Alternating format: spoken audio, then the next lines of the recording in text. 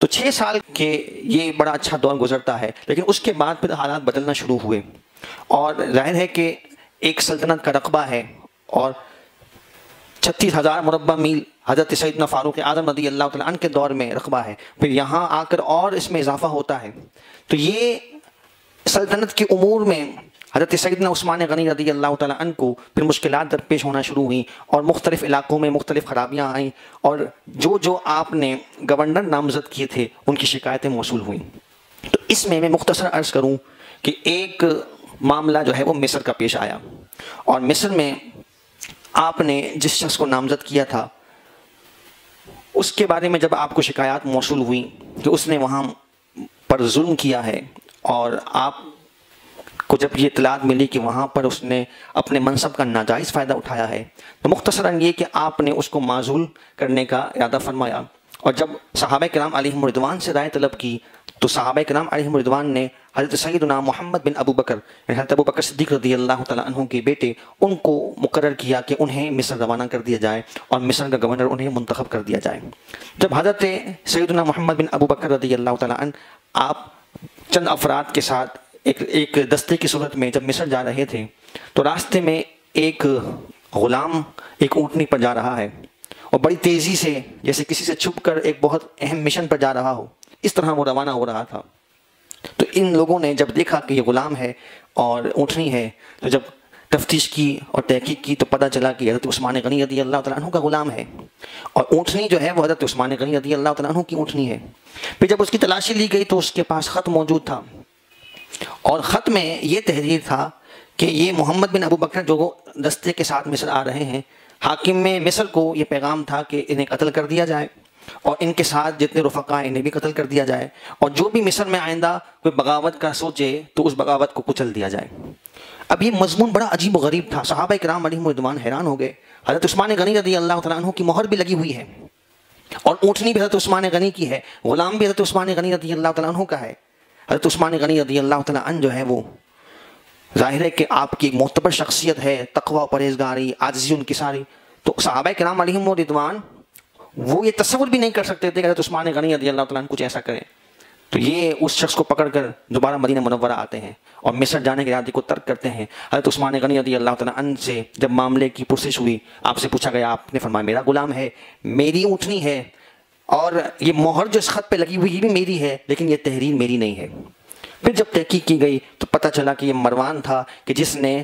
حضرت عثمان غنی رضی اللہ تعالیٰ عنہ کے غلام کو لالچ دے کر اس پہ خط لکھا، اور آپ کی مہر چرا کر اس نے مہر لگوائی، اور امت میں فتنے کی اس نے یہ عظیم سازش کی۔ اب جب یہ معاملہ ہوا تو اس موقع پر جو فتنہ انگیز بلوائی تھی ان کو موقع مل گیا، اور انہوں نے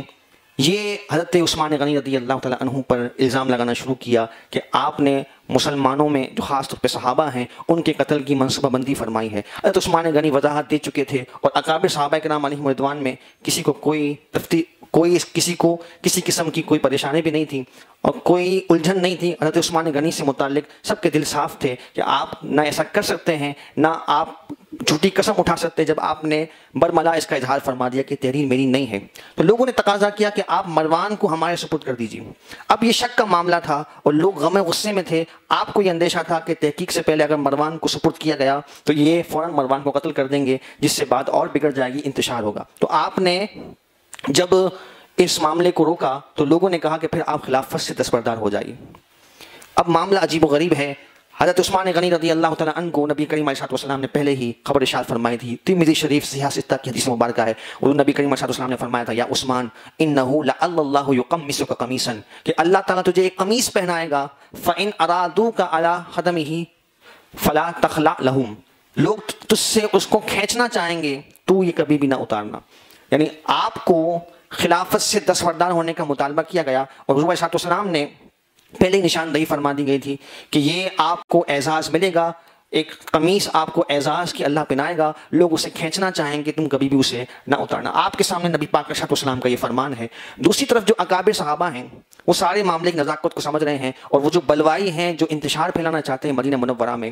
وہ جو ہے وہ احاطہ کیے آپ کے گھر کے پاس موجود ہیں۔ اکابر صحابہ کہتے ہیں آپ حکم فرمائیے، ہم جو ہے ان کا مقابلہ کر کے ان کو دور کرتے ہیں۔ لیکن حضرت عثمان غنی رضی اللہ تعالیٰ عنہ کا حلم، آپ کا تدبر، آپ کا تقوی اور مدینہ منورہ سے آپ کی محبت، آپ نے فرمایا کہ میں اپنی ذات کے لیے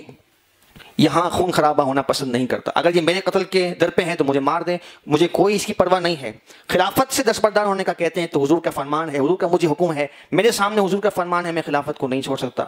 اور اگر اسی طرح وہ مجھے قتل کر دے۔ اب دوسری روایات میں یہ بھی مضمون تھا کہ نبی پاک علیہ السلام نے فرمایا کہ اس حالت میں تم مجھ سے آ کر ملنا کہ تم جو ہے اپنی اس اعزاز کو، اس منصب کو نہ چھوڑنا۔ تو وہ ساری چیزیں حضرت عثمان غنی کے سامنے تھی۔ بعض لوگوں نے مشورہ دیا کہ آپ شہر چھوڑ کر نکل جائیں، مکہ چلے جائیں، تو آپ نے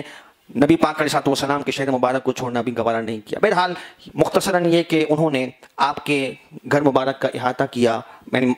حصار کر لیا، اور یوں کہہ لیجئے کہ ایک محاصرہ کر کے کھانے پینے اور خاص طور پہ پانی کو اندر پہنچنے سے انہوں نے روک دی۔ سارے بلوائی تھے، اور یہاں پر صحابہ کرام علیہم رضوان کی آپسی محبت اور حضرت عثمان سے جو ان کے دل میں محبت اور تعلق تھا، یہ ہمیں ظاہر ہوتا ہے کہ حضرت سیدنا علی مرتضیٰ کرم اللہ تعالیٰ وجہہ الکریم نے حضرات حسنین کریمین کو، امام حسن مجتبی اور امام حسین رضی اللہ تعالیٰ عنہ کو، دونوں کو نامزد فرمایا کہ تم حضرت عثمان غنی کے گھر کے باہر پہرا دو،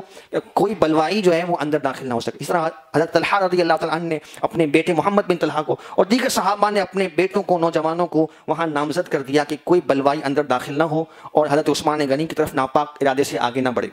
پھر اس میں چند افراد جو ہے وہ برابر گھر سے پھلانگ کر حضرت عثمان غنی رضی اللہ تعالیٰ عنہ کے گھر میں داخل ہوتے ہیں اور حضرت عثمان غنی رضی اللہ تعالیٰ عنہ کو شہید کر دیتے ہیں۔ اس حالت میں کہ جب آپ قرآن مجید فرقان حمید کی تلاوت کر رہے تھے اور آپ کے خون مبارک کا قطرہ جو ہے وہ قرآن پاک پر گرتا ہے، اور اسی طرح آپ جو ہے وہ جام شہادت کو نوش فرماتے ہیں۔ اور یہ وہ بشارت ہے کہ نبی پاک علیہ السلام نے کئی سالوں پہلے جب آپ احد شریف پر تشریف لے گئے تھے تو آپ نے بشارت ارشاد فرمائی تھی، اور احد جب جنبش کر رہا تھا تو حضور نے اس کو پاؤں سے ٹھوکر مار کر ارشاد فرمایا تھا کہ تجھ پر ایک نبی، ایک صدیق اور 2 شہید موجود ہیں۔ تو شہادت تو آپ کا اعزاز و منصب مقرر ہو چکا تھا، لیکن جنہوں نے جس انداز سے حضرت سیدنا عثمان غنی رضی اللہ تعالیٰ عنہ کو نقصان پہنچایا، وہ بڑے ذلیل و رسوا ہوئے، اللہ رب العالمین نے انہیں ناکام و نامراد کیا۔ اور پھر یہ بھی آپ دیکھیں کہ آپ کا تدبر تھا کہ آپ نے امت کو منتشر ہونے سے روکا اور اپنا خون پیش فرما کر امت کو متحد اور متفق رکھا، اور پھر اس کے بعد جو آپ کے خون پر جو اختلافات امت میں شروع ہوئے وہ ایک الگ باب ہے، لیکن آپ کی شخصیت اس معاملے میں بڑی واضح ہمیں نظر آتی ہے کہ آپ نے اسلام کے لیے، اہل اسلام کے لیے اور مسلمانوں کے لیے آپ نے اپنی جان کا نذرانہ پیش کرنے سے بھی آپ نے دریغ نہیں فرمایا۔